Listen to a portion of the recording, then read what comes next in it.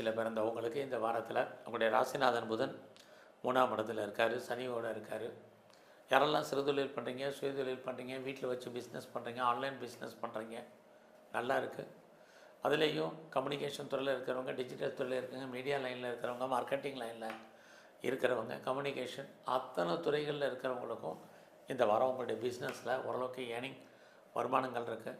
யாரெல்லாம் 2-3 தொழில் பண்ணுறீங்க, அல்லது 2-3 இடத்துல பண்ணுறீங்க, வெவ்வேறு யூனிட் வச்சுருக்கவங்க அத்தனை பேருக்கும் இந்த வாரம் பரவாயில்ல. ஸோ இந்த வாரத்தில் உங்களோட முயற்சிகள் ஏதாவது சக்ஸஸ் ஆகுமான்னு ட்ரை பண்ணுங்கள். ஒரு இடைக்கு 2 இடம் முயற்சி பண்ணுங்கள். அப்போ தான் பெரிய லெவலில் நீங்கள் இந்த காரியத்தை நினச்ச காரியத்தை நடத்துவதற்கான வாய்ப்புகள் நிறையா இருக்குது.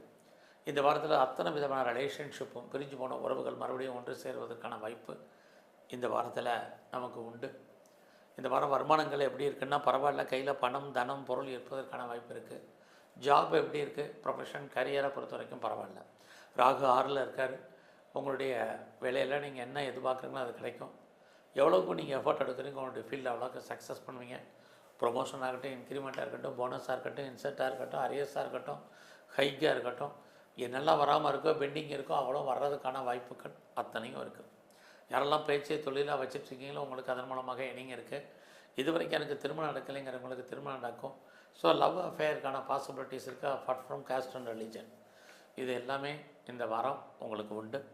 இந்த வாரத்தில் உங்களுடைய ஆண் நண்பர்களால் மகிழ்ச்சி, சந்தோஷம் இருக்குது. எதிர்பாராத ஃப்ரெண்ட்ஷிப் உங்கள் வாழ்க்கையில் அமைவாங்க. அவங்களால ஏற்றம் இருந்துக்கிட்டே இருக்குது. இந்த வாரத்தில் வெளிநாட்டு தொடர்புகள் பரவாயில்ல. வெளியூரில், வெளிநாட்டில், வெளிமாநிலத்தில் இன்வெஸ்ட்மெண்ட் பண்ண நினைக்கிறவங்க தாராளமாக பண்ணுங்கள். அதே சனி பகவான் உங்களுடைய 4ஆம் இடத்தை பார்க்கக்கூடிய இந்த காலங்களில் எஜுகேஷனில் கான்சன்ட்ரேட் பண்ணுங்கள். குறிப்பாக அண்டர் எஜுகேஷனில் அம்மாவுடைய உடல் ஆரோக்கியத்தில் கவனம் செலுத்துங்க. ரொம்ப நாளாக வீடு மாறணும், வீடு விற்கணும், இடம் மாறணும்னு நினச்சிட்டு இருந்தவங்களுக்கு மாற்றங்கள் உண்டு.